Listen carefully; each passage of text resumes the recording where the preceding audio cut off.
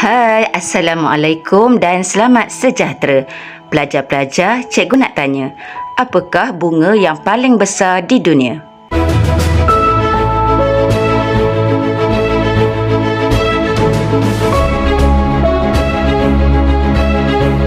Ramai yang dah tahu kan, bunga yang paling besar di dunia ialah bunga Rafflesia, iaitu bunga yang terdapat di negara kita, Malaysia. Dalam video kali ini, kita akan belajar bab 4 pembiakan, fokus kepada 4.7 pembiakan tumbuhan.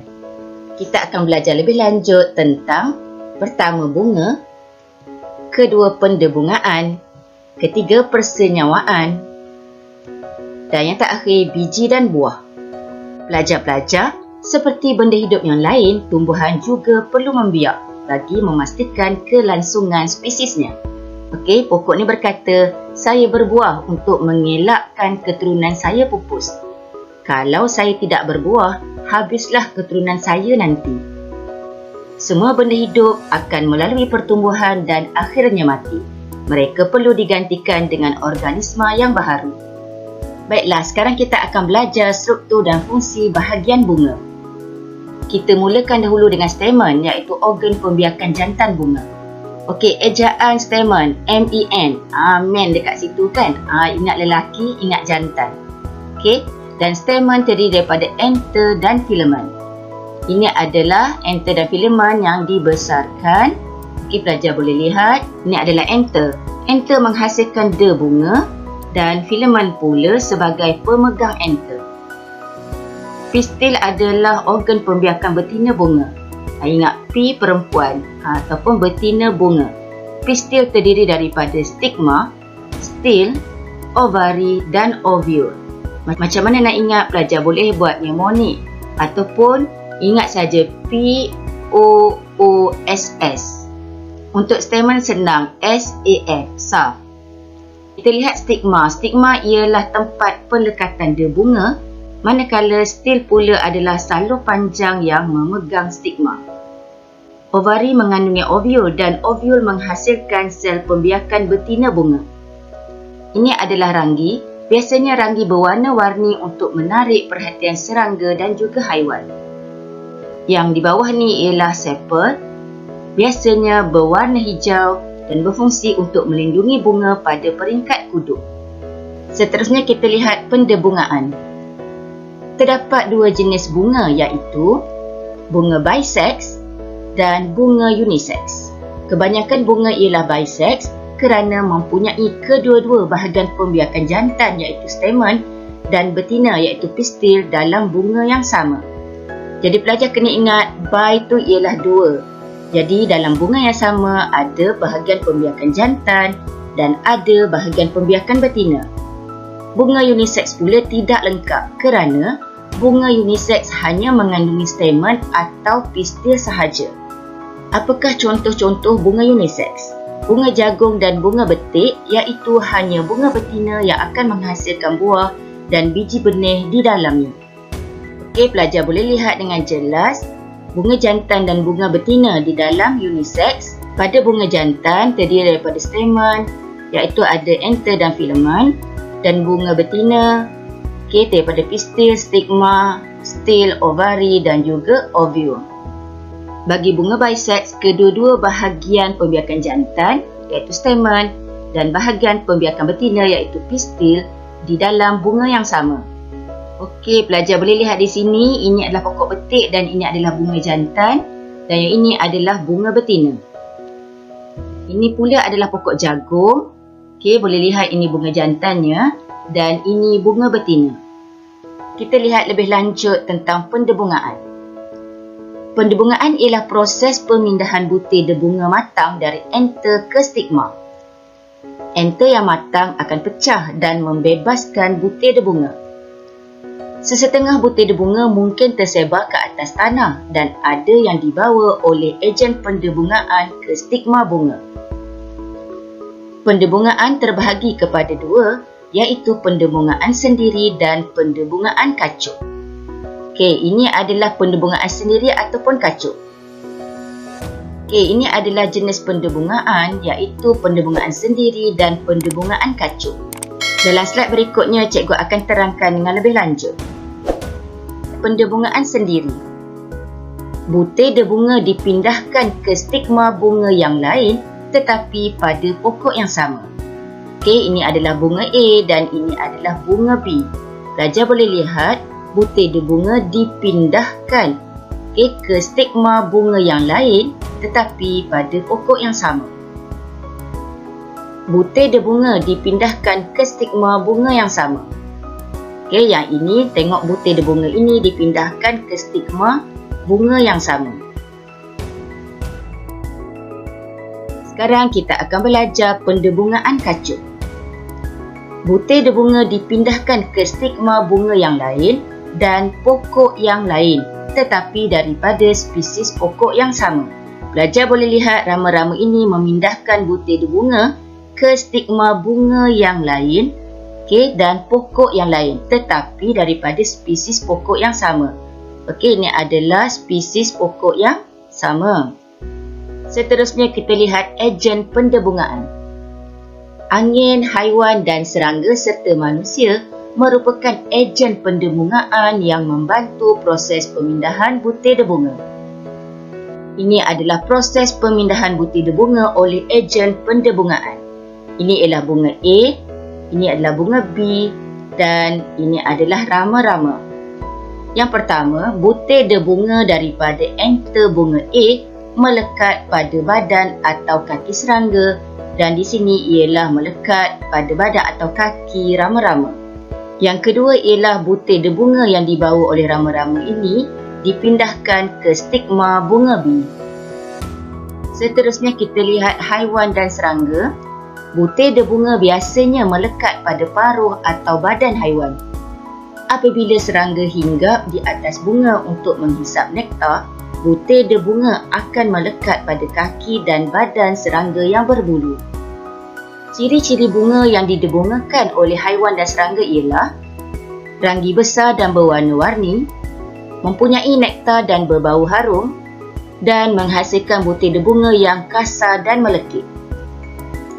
Contoh-contoh bunga yang didebungakan oleh haiwan dan serangga ialah durian, rambutan, betik, bunga raya, bunga matahari dan bunga ros.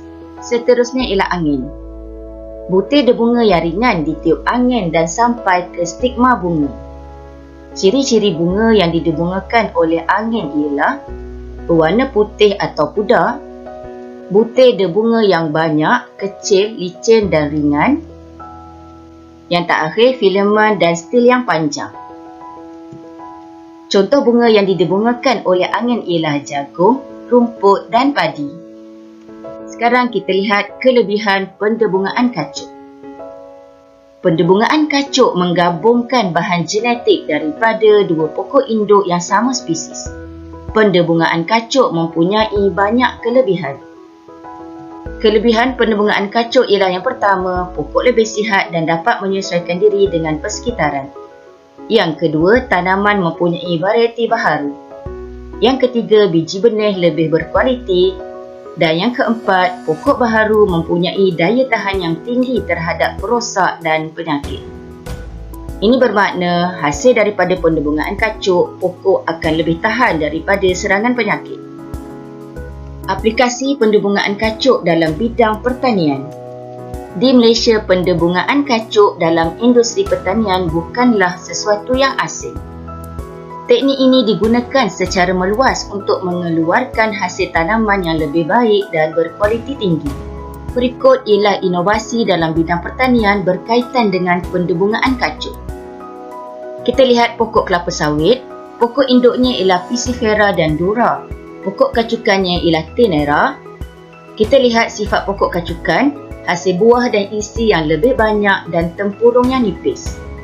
Pokok betik, pokok induknya Subang 6 dan Sunrise Solo. Pokok kacukannya ialah Exotica, hasil buah lebih manis dan berisi. Seterusnya pokok jagung, jagung manis dari Taiwan dan Meksiko. Pokok kacukan ialah Mas Madu, hasil buah lebih manis, besar dan daya tahan terhadap penyakit dan kemarau adalah tinggi. Yang terakhir ialah padi, jenis Siam 29 dan jenis Pebifun. Pokok kacukannya ialah malinja. Hasil padi lebih banyak dan masak dengan lebih cepat. Ini adalah hasil kacukan yang mempunyai kualiti yang tinggi. Seterusnya kita lihat proses persenyawaan. Selepas pendebungaan, maka proses persenyawaan akan berlaku, iaitu gamet jantan yang dibawa oleh debunga bercantum dengan gamet betina di dalam ovul. Sekarang kita akan lihat proses persenyawaan gamet jantan dan gamet betina dalam tumbuhan.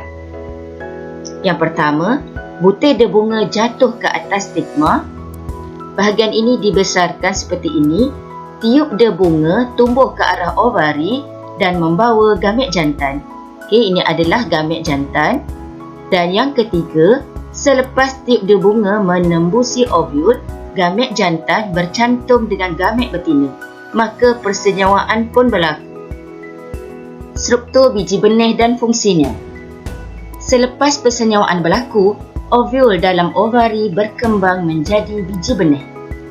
Biji benih terdiri daripada embrio yang dilapisi oleh kulit biji atau testa. Bahagian-bahagian bunga yang lain pula akan layu dan gugur. Biji benih terbahagi kepada dua jenis, iaitu monocotyledon dan dicotyledon. Rajah 4.32 menunjukkan struktur biji benih kacang hijau, iaitu dicotyledon. Okey, ini adalah pandangan hadapan. Ini adalah keratan memanjang. Jadi pelajar boleh lihat di luar ni ialah testa, ni ialah plumule, radicle dan cotyledon. Plumule, radicle dan cotyledon membentuk embrio.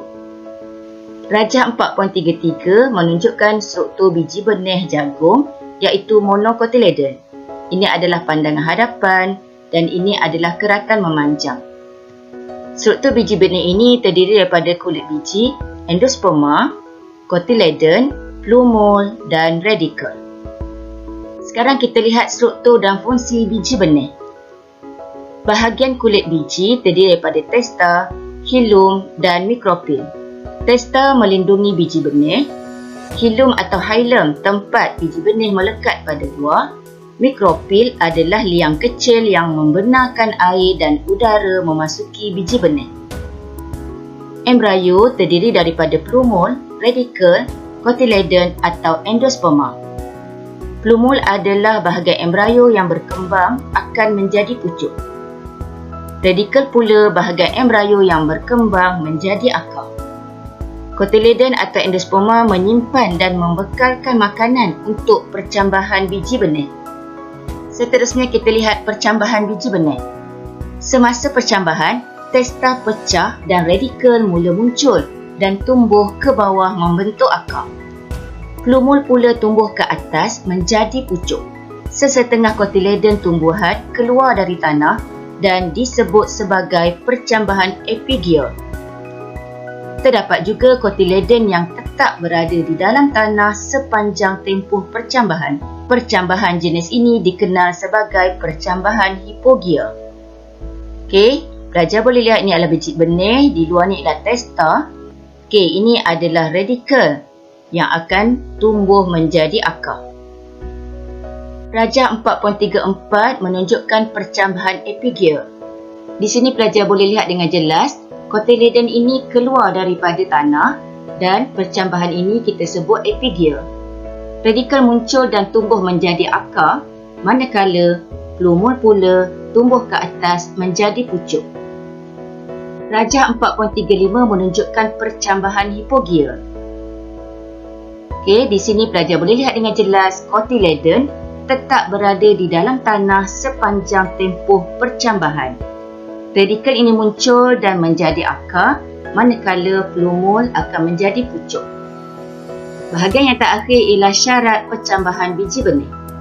Untuk biji benih bercambah mesti ada air, udara dan suhu yang sesuai. Mnemonik yang cikgu cipta untuk syarat percambahan biji benih ialah USA. U untuk udara, S suhu yang sesuai, A untuk air. Cikgu harap semua pelajar telah memfaham subtopik ini. Jangan lupa tonton video amali wajib syarat percambahan biji benih. Teruskan belajar. Semoga video ini bermanfaat untuk semua. Jumpa lagi. Jutaan terima kasih saya ucapkan kepada semua subscribers. Tidak kira di mana anda berada, teruskan sokongan anda kepada channel saya. Jangan lupa like, komen, subscribe dan aktifkan notifikasi lonceng agar anda tidak terlepas video terbaru daripada saya. Terima kasih kerana menonton video ini. Terima kasih.